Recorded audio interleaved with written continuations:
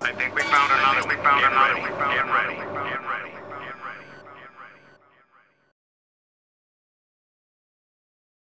Having an OC is really cool, right? You have this being you brought into existence, and you determine how they look, how they act, how they feel. And what's even cooler than having one OC? Having two. Because then you can think about how these characters interact with one another.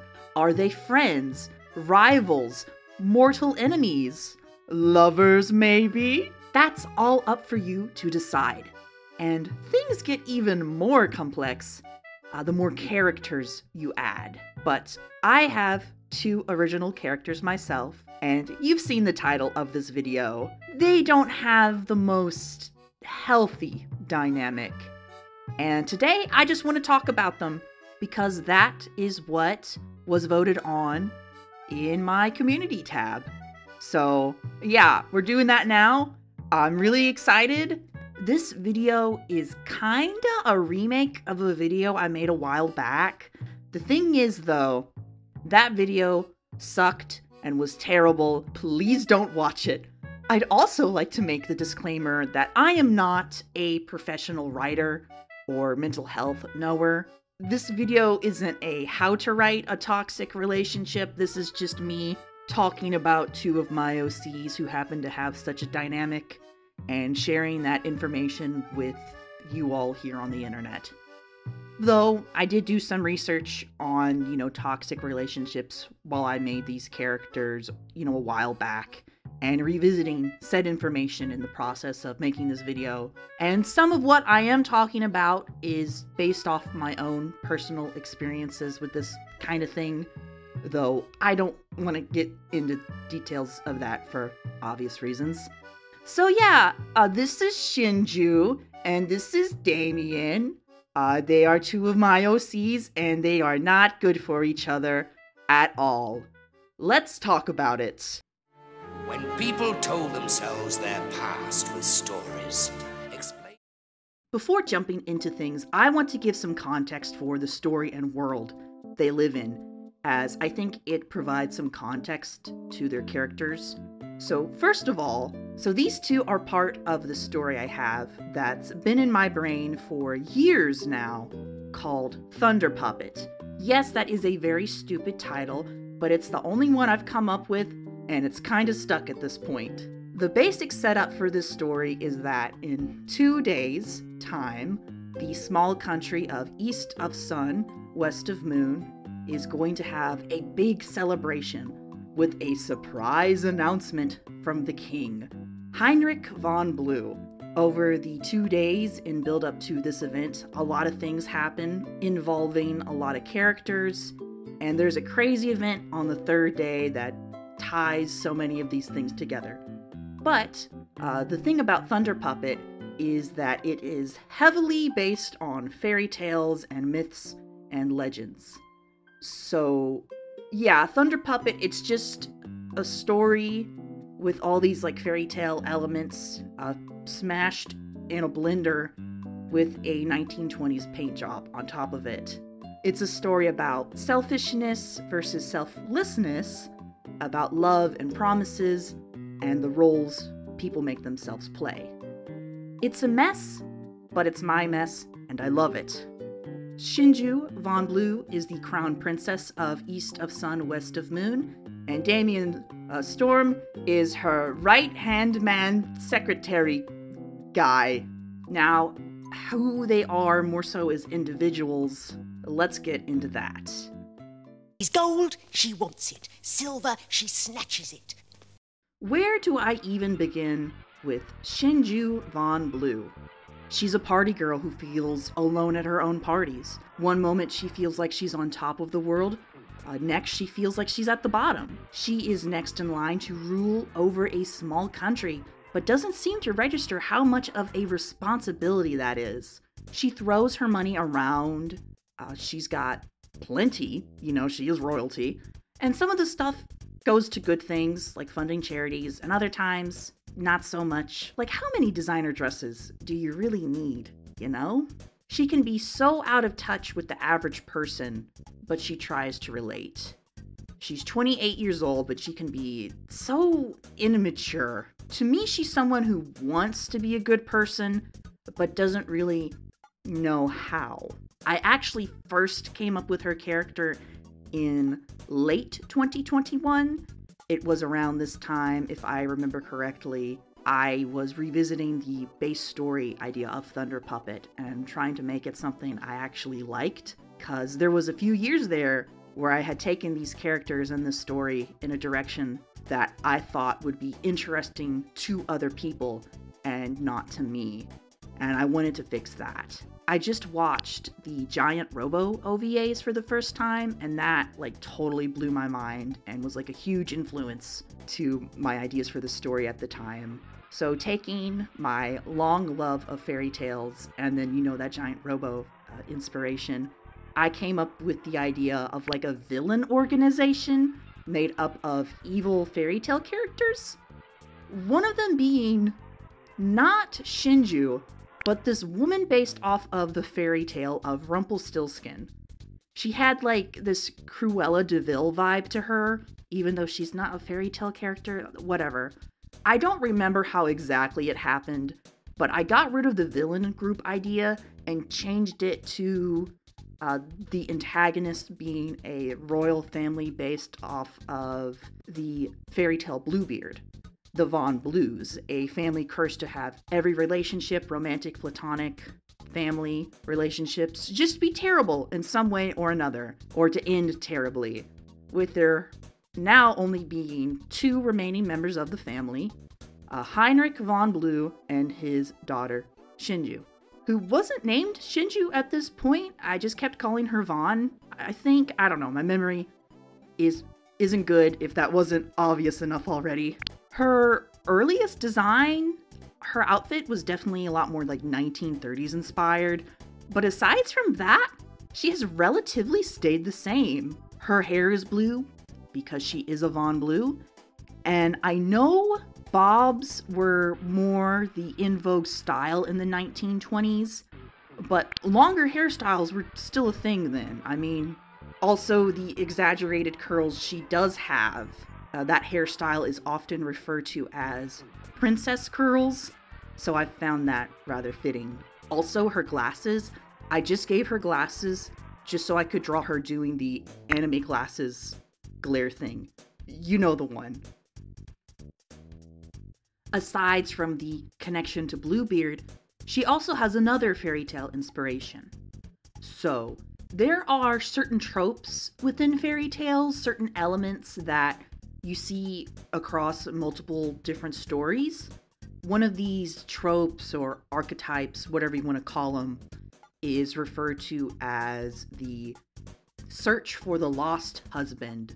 These are stories like your Bushy Brides, Brown Bear of Norway, The True Bride, just to name a few, where the love interest, usually a prince, is whisked away and held captive by an evil princess or witch or whatever, someone who is not the protagonist who wants to marry the prince. For lack of a better term, a false bride. And sometimes there is some trickery involved with keeping this prince captive or stuck with this false bride. Maybe he is given some type of sleeping potion every night, or under some other kind of enchantment to where the prince doesn't realize something's amiss.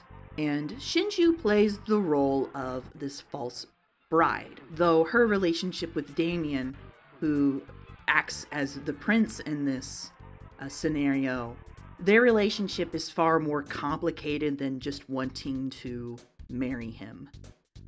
Speaking of her complications, a lot of that comes from her childhood.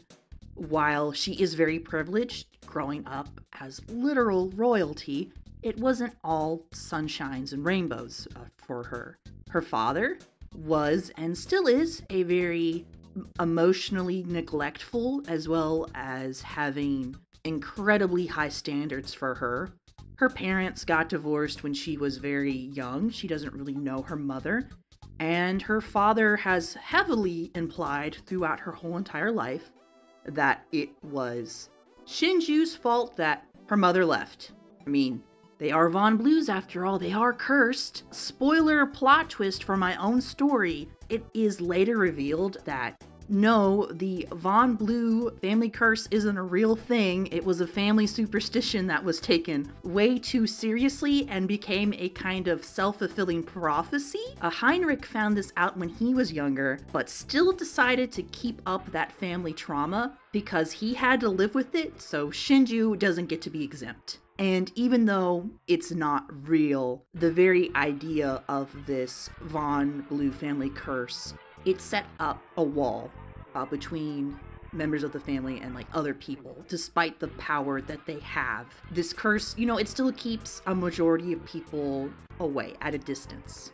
So Shinju, growing up, didn't really have friends, never really had any positive connections with people. So when on one unusually stormy night, a disheveled man appears on the castle grounds, Shinju surprisingly interferes with the castle guards trying to throw the man off the property. Maybe somewhere deep down, she related to the mystery man being rejected by others, just as she herself has been rejected by others so many times before. So she vowed to help this man and get him his strength back.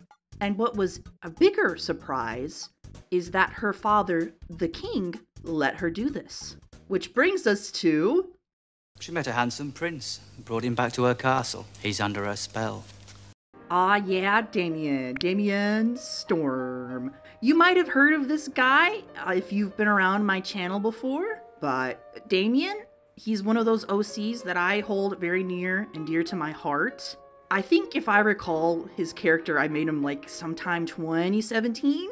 And since then, he's pretty much always been one of my favorites. I don't know how, it just happened. If I had to describe his personality in one word, it would be dedicated. For better or for worse, once he is told to do something, he sticks to it and he sticks by the people he cares about. And in this case, that's Shinju. Because before he met Shinju, Damien actually can't really recall his life before Shinju. He doesn't really have anything to go off of. In fact, it was Shinju who named him Damien Storm, just because she thought the name sounded cute. So for a few months there, the two had a genuine friendship. Damien didn't know anything about a quote-unquote Von Blue curse, and didn't care when people told him about it. Shinju seemed fine to him. He didn't think anything was weird. And Shinju, for the first time in her life, has a real positive connection with someone and is having a blast getting Damien acclimated to high society life. Well, after a while, it gets to a point to where Damien feels like that it is his time to go out on his own. He has this gnawing feeling in the back of his brain that he has some unfinished business he has to attend to, though he doesn't really know what that business is, or if he would even see Shinju again after he left to go, attend to this business. Shinju, realizing that the only friend she has ever had was going away for probably forever, got a little sewer slidle and got very close to a game over. I'm sorry for the censorship there. I just don't want YouTube to punish me. But yeah, she got very close to not being around anymore. And Damien, really caring about his friend, was like, please stay alive. I will do anything to make you happy again. How about I just stay here with you and make sure you stay happy? And Shinju, lacking that kind of emotional maturity, was like, really? And Damien, being Damien, promised her yes. And it was at this moment that their friendship ended and it became a business contract between a man and his boss. The thing is, the man who was named Damien Storm wasn't really a man at all, at least not a mortal one. So, this story of mine being based off of fairy tales, there are in fact fairies and dragons, but In my story, how I divvy them up is that there are dragons, pretty self-explainable, and there are the Aesir, which is like the fairies and stuff. Some of them are more like nature spirits, some of them are more like the elves or dwarves you typically see. But dragons and Aesir, despite their differences, they do have at least one thing in common. Both groups are semi-immortal. They live crazy long times, they are much harder to kill, and for the longest time, these groups were headlocked in a Cold War, basically. And during this time, there was this king of the Aesir. Before the Aesir and the dragons shook hands and decided to team up and combine groups to become what is known as the Fae. The Fae is like an umbrella term for these semi-immortals. The king of the Aesir was named Valder, and his thing is that he could make these really intense, really powerful thunderstorms, right? And the Aesir elected him as their king after he defeated the former ruler, who was a tyrant. And Valder, he was a pretty darn good king. He had very high approval ratings. But one day, Valder got assassinated, and all the Aesir thought he was dead. But he wasn't dead. He had disintegrated into little minuscule particles, which then spread across the mortal realm, and over thousands of years, the particles would slowly form into bigger objects, like gemstones or animals. The man that has been named Damien Storm is one of these such cases. And it's only been recently that some of these pieces of Valder have been able to reform again in a certain ways and realize, what's going on, and are now trying to reconnect with the other pieces of himself to be whole again. Damien is not one of these pieces. He doesn't know what he is. He doesn't have time to think about that. He has a job to do. Damien is Valder, just not all of him. It's like the Zygarde cells from Pokemon. Yeah. I guess a question to the situation would be, why aren't the Fae and or Aesir looking for these pieces of Valder? And my answer is that the Fae aren't omnipotent. Aside from, the magic they can do and being semi-immortal, they're basically people. I mean, if you were told that your friend who you thought was dead was actually alive just in these little giblets that you had to go collect so you could reform your friend to bring them back, you would probably think that's a little crazy. Also, the Fae, Aesir specifically, have a lot of protocols when it comes with interfering with the mortal world. They can't just go down and start doing whatever. Even the higher ups have to go through a lot of paperwork to go down to, the mortal realm. They don't want to mess up the mortal world with their shenanigans.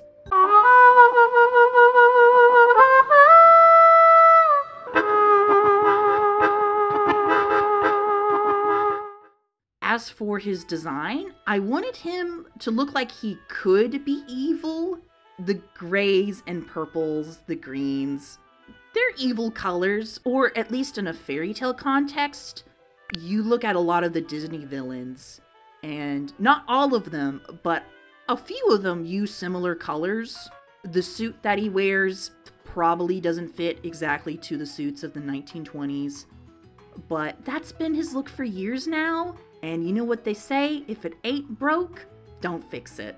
There is one thing though I want to address about his design, and that is his nose. Look, I know his nose is giving Lore Olympus, but there's a reason.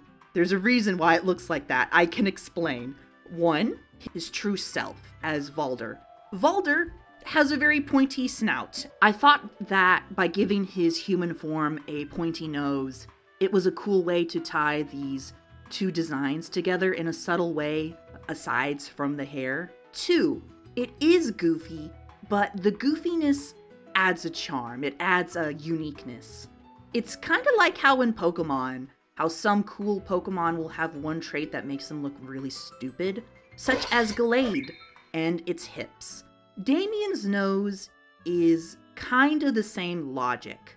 I have art of him from years ago where his nose was a typical nose, and I don't know, maybe it's just my personal tastes, but this version felt a bit generic. His pointy nose, and heck, even the eye bags I give him just add these subtle details that I think contrast with other elements, the kind of more villainous colors that I was giving him, that make his design stick out a little bit.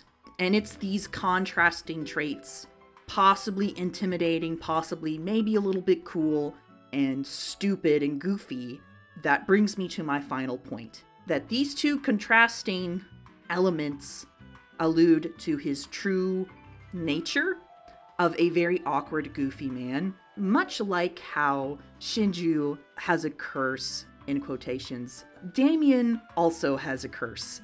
His curse is that he keeps getting put into leadership positions he doesn't want. It's like when you start a job and you accidentally get too good at it. That's just Damien's life. When this happens, a part of him dies inside as he once again has to deal with the stress that comes with organizing groups and making important decisions that no one else wants to do. And just like with many things in his life, he takes this very seriously. Damien, he views leadership as something almost sacred. You have a lot of trust that is put upon you. People look up to you. They rely on you. So for Damien, and even his life when he was Valder, he feels like he has to function at a level far beyond others and cast away parts of himself to maintain these high standards he has set upon himself.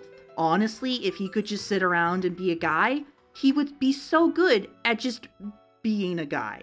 Despite what his forever furrowed eyebrows tell you, he actually has quite the sense of humor. A very dry, awkward humor, but still a sense of humor. Basically, Damien looks like he'd be a Christian Grey, but is actually a Laius Towden. As for the prince himself, his days are vague, his nights dreamless.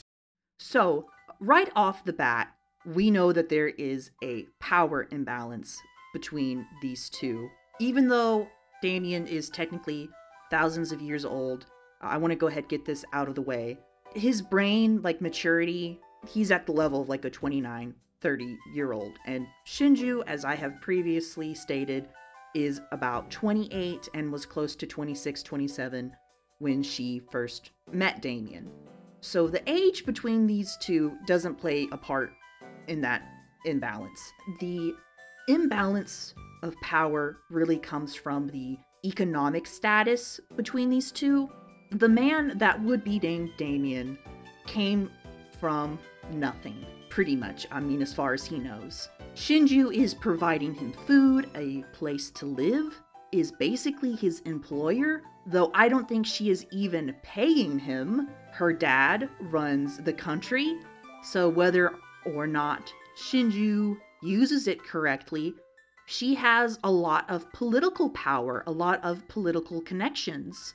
You can hopefully understand how that dynamic in of itself can cause a lot of issues. Literally, Shinju gave Damien his name.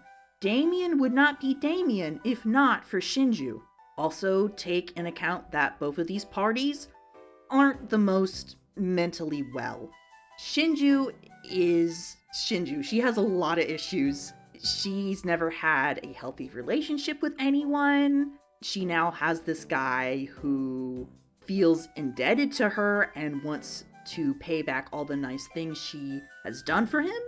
To Shinju, that might as well be love. So Damien becomes her right-hand man, secretary, advisor guy, keeping her on schedule, making sure she gets all her royal duties done. Honestly though, he's probably doing all those tasks himself, while Shinju is off partying or lollygagging or something.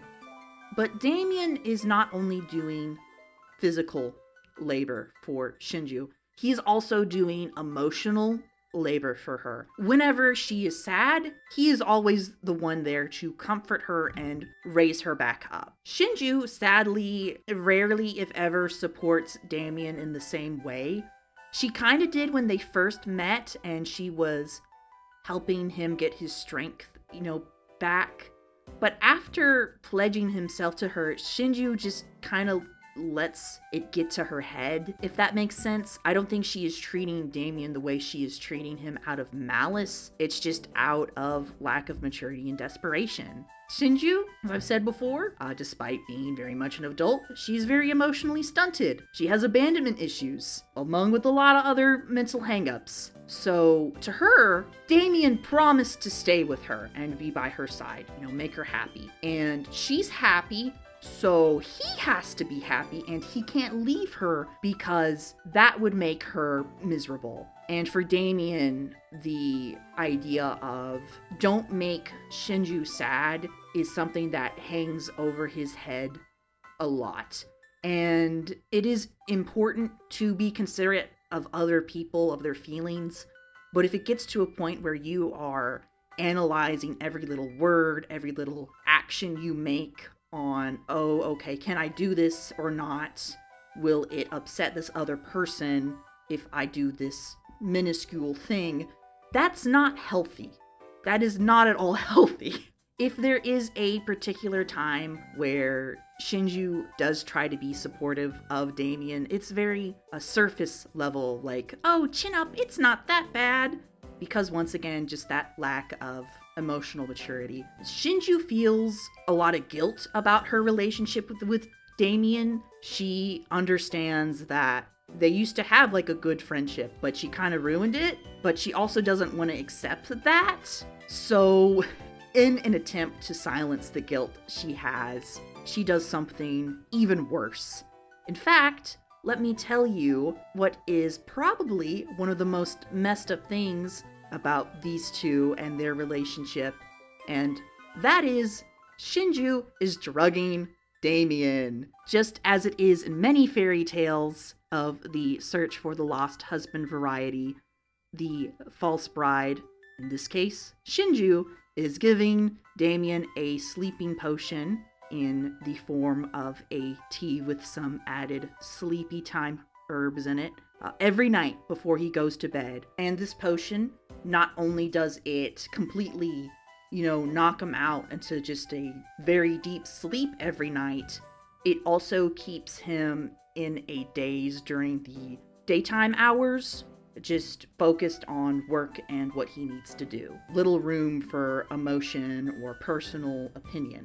The thing is, though, is that Damien knows this, because the tea has been a recent development, and he, with his own issues, still drinks this, tea because it's what Shinju asked of him to do.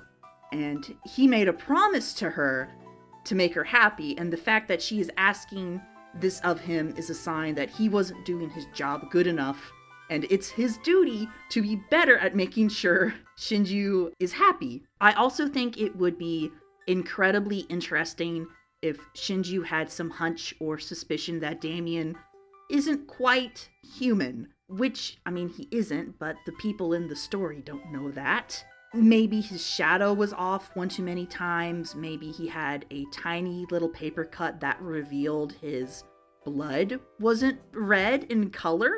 Just little subtle things that makes her feel even more guilt about their relationship. There has also been earlier iterations of the story in my head where Shinju had a kind of romantic attraction to him, or at least she thinks she does.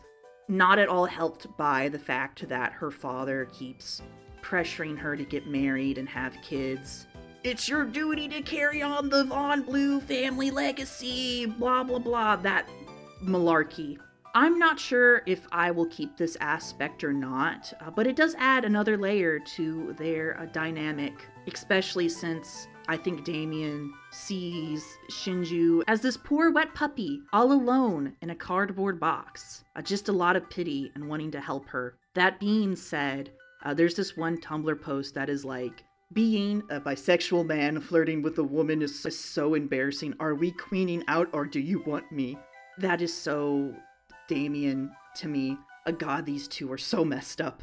Finally, I want to say that even in the year of 2024, in these modern times, complex female characters can still be pretty controversial, especially if they are seen as an obstacle between, two guys getting together. And I recognize that Shinju very much falls into this category. She straight up is an antagonistic force in the story, but I don't think she is completely gone. I think there's still some redeemable qualities to her, if that makes sense. Don't get me wrong, Shinju is pretty terrible, but it's a terribleness that comes from something even worse. Cough, cough, her father, cough, cough. And there is good in her despite everything. Spoilers for my own story here, but a Thunder Puppet obviously has part of the ending be Damien remembering his true identity of Valder and rejoining with the Fae. But I think before he goes, Valder wishes Shinju farewell. I don't think he forgives her, but he does leave her with the knowledge that, yes, what we had as a relationship wasn't good, but in my time knowing you, there is good in you. And Shinju, I hope you can get to a place in life where you can be that better version of yourself. And Valder leaves, and the two of them, they never interact again. I suppose I'm a bit too sympathetic, but I just don't find much joy in making Shinju forever miserable and forever suffering. If Valder can break free of his metaphorical chains, then so can Shinju. In my ideal epilogue, Shinju being now the only member of the Von Blue family and now the queen of the country of East of Sun, West of Moon, I like to think she pretty much immediately dissolves the monarchy, leading the country to be led by the people. Shinju finds and reconnects with her mother and her mother's side of the family because she found out that her mother wanted to have sole custody of her, but was kept from doing that. And not only that, but her mother sent her letters throughout all the years, just kept sending her letters. But Shinju didn't know this was going on because her father kept that information from her. And although it takes her many years, she's able to get her act together and work on herself and love others in a healthy way. As for the man who was once named Damien Storm, well, he is where he wants to be with the people he wants to be with. And what more can you ask for?